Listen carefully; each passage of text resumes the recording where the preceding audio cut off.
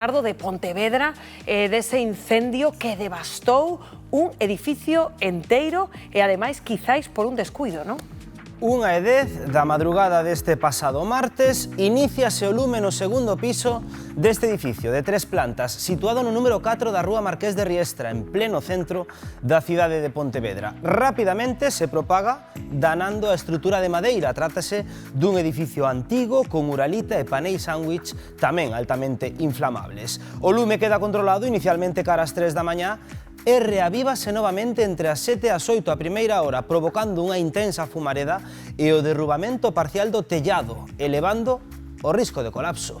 Como consecuencia, desalóxanse 18 persoas residentes de Alugueiro e os veciños tamén doutros 4 edificios lindeiros por precaución. Unha persoa resultou ferida, leve, por sorte, con queimaduras nun brazo mentres saía pola ventá, aínda que non foi preciso ningún traslado ao hospital. Sobre as posibles causas que aínda están sendo investigadas, algúns veciños sinalaron que a orixe podería estar nunha candea esquecida prendida nese segundo andar. As autoridades aínda non emitiron un informe técnico que confirme esta versión, pero de ser así, a causa podería rexistrarse como accidental por neglixencia. Como dicimos, a investigación oficial segue en curso, o despregamento foi espectacular e complexas foron tamén as tarefas para extinguir as lapas que arrasaron por completo o edificio. Mentres as familias, ti Fátima, estás cunha delas, tentan asimilar o acontecido, non? Así é, compañero, aquí estamos pois xusto diante do edificio, xusto tamén, como ben dis, cun dos afectados, estamos con Francisco, que como estades asimilando, como estás? Aún mal, sin poder asimilar todavía lo que ha sucedido, y más sin la respuesta de ningún tipo. Solamente los bomberos nos han informado de que va a ser demolido en su totalidad. Agora, non? Nesta mesma mañán pensan facelo, é así? Sí, hoy empiezan esas labores, van a esperar las inspecciones de la Junta y de ahí la demolición total. Vos vivíades, ti máis a túa familia, no primeiro andar, é así? Non puidestes aínda acceder, non ides poder, as vosas cousas perdéstelas, como é? Nada, no hay acceso, no, todo se perdió, no hay manera, ellos mismos nos informaron hoy de que ya las autoridades como la Policía Nacional y otros organismos competentes de esto informaron de que no hay acceso, va a ser demolido en su totalidad. ¿Y perdedes todo? Todo, al 100%. Al 100% todo, no, y sin tener ni siquiera como a dónde habitar, que ese es otro tema.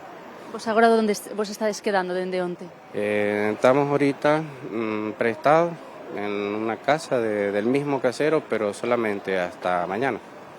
Después de mañana no sabemos, porque ningún organismo ha dicho nada, ni el mismo casero si tiene seguro de responsabilidad civil o cualquier otro organismo.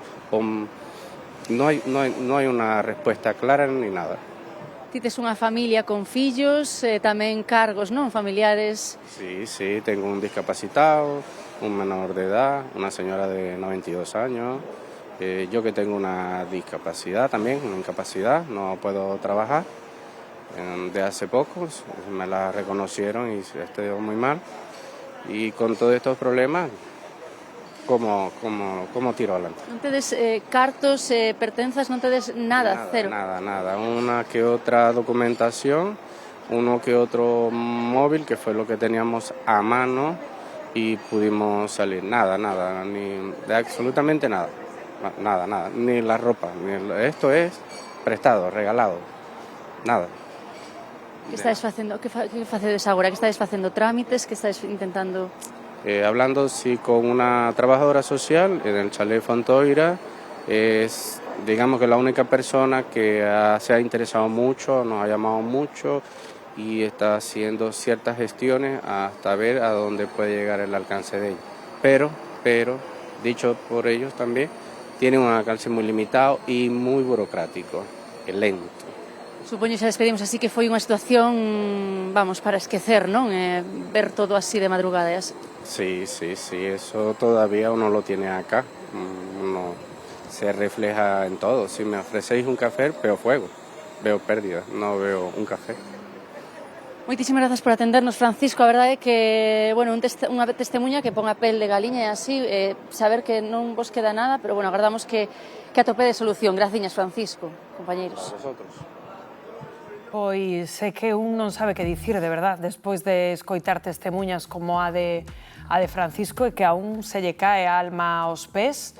Gloria, como che pode cambiar a vida nun instante, Gloria? Nada. Vas á cama e ao cabo de 2 horas a tua vida saltou polos aires directamente, porque este señor, o panorama que acaba de describir, ollo, cuidado, isto non vai a ser fácil de que yo solucionen de hoxe para mañá, porque aquí con a administración hemos topado. Bueno, recordades que ademais creo que estabades todos na mesa cando falamos outro día, Manel, do caso de Laxe. Lembrades a estes veciños que contamos aquí que 2 anos despois dun incendio que calcinou o edificio estaban agardando aínda polos seguros, a lea dos seguros, que volvemos de novo ca burocracia. Non, é un tema, e sobre todo, quen non pode empatizar non co pobre rapaz, non? Pero aquí máis o dos seguros é un tema que algún día haberá que tocar e haberá que falar, haberá que meterlle man nalgún momento. A veces son, eu penso que primeiro son excesivamente burocráticos e non dan as respostas en tempo real como teñen que dar, non? É que agora mesmo estaba contando, perdona, Antón, Francisco, que están en mans dunha traballadora social, que foi a única que os chamou. Efectivamente, pero aparte de eso, é moi importante incidir, e os concellos aquí sí que teñen un pouco de responsabilidade, non? Incidir nos traballos de mantemento que hai que facer nos edificios. Ollo, e, por exemplo, no sistema eléctrico, é dicir... Bueno, pero un apunte, porque aquí isto estás investigando, pero xa onte, ademais, o contaba aquí na Televisión de Galicia o propio Francisco, que unha das hipóteses, María, máis fortes que manexa a investigación é que fora por unha candea encendida, que rozou un colchón. Que lle prendiu no colchón e que ademais o edificio é casi todo de madeira, que iso arde como a pólvora, empezou no primeiro, pasou ao segundo e o ático. Ti imagínate, iso tamén é unha responsabilidade do inquilino, porque ti, se ti, esos están todos de alquiler, casi todo, ningún é propietario, están todos de alquiler. Se ti como propietario alquilas un piso, ti teñen que devolverche como yo entregaches. Ti se che poñen, o sea, por unha negligencia, por un accidente, polo que sea, pero se arde o piso, o inquilino tamén ten a súa responsabilidade, Cantas veces temos aquí falado, Manel, de que eses despistes caseiros non somos conscientes do que poden suporse. Isto se demostra que foi por isto. A verdade que non, non fai moito tempo, debe facer un ano, a mellor vai por 2 anos, por culpa dunha vela, dunha persona, a mellor que non foi consciente de poñerlle por unha amiga que estaba enferma, poñer unha vela a un santo.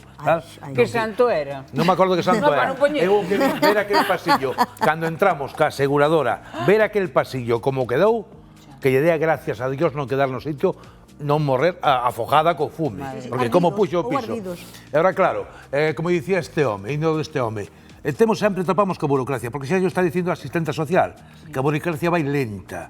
É que vamos a ver, os concellos, que é a responsabilidade deles, desta xente, bueno, a mesma responsabilidade, porque é unha familia máis grande, polo que describe, que está na calle. En que situación? En que situación? É que ese é un problema. Os concellos aí sí que tiñan que sacar unhas partidas ou algo de por reclamarlle, que ten que reclamar, pero darlle unha solución a esta persona, están sin roupa, sin cartos, sin papeles, porque te quedas sin nada, indocumentado. E solucións inmediatas. E o que che din é que a burocracia larga... Ao cabo de 2 anos, porque resulta que vai o termómetro ou vai calquer outro programa con gran disgusto por parte de moita xente, porque metemos sempre as narices onde non nos chaman. É o que ten a prensa. É que hai case 20 familias desalojadas. E entón se soluciona. Eso sería o ideal.